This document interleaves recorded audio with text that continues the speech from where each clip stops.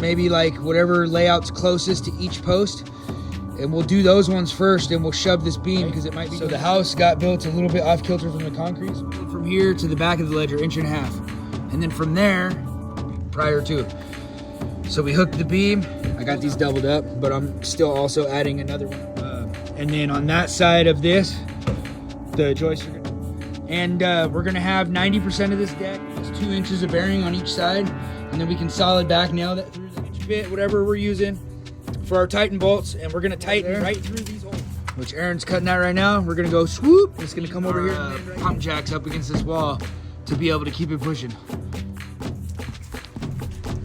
So here's what our deck framing is. So if you have an object that's sticking out in your wall and you got a side around it, right? That's where we're at. Because there's gonna be little bows and dips and things that are different from board, which is G-tape.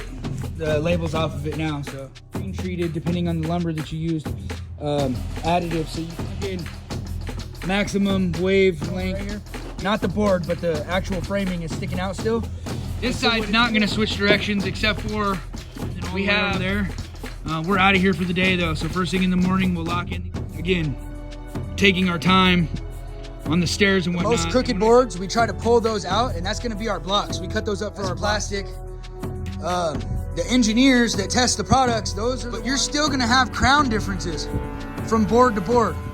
You're trimming your top flat surfaces so you don't get standing. There was fireworks going off over here, and all of a sudden a whole party crowd bracket. It's not actually to keep your joist from pulling out this and everything set. They came back and they put the right post in there. Certain versions of that code in order. That's where the deck boards are stopping for this run.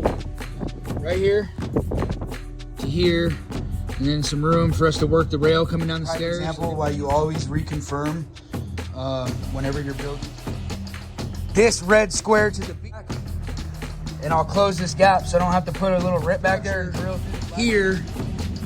For spring, it was out of square to the building. So I'm gonna fudge that against the wall over there. I'll spread the boards out and take care of that. I hooked and pulled 4 1/4. My board's 5 to do that when we do the rail anyways, right? So that's our thought process, and that's how we got the stairs up is what I meant to say. Right here. Gives us the ability to get a final board count. 2 more plies to give us 3 more inches. Here poured parallel to the wall. That's a little bit.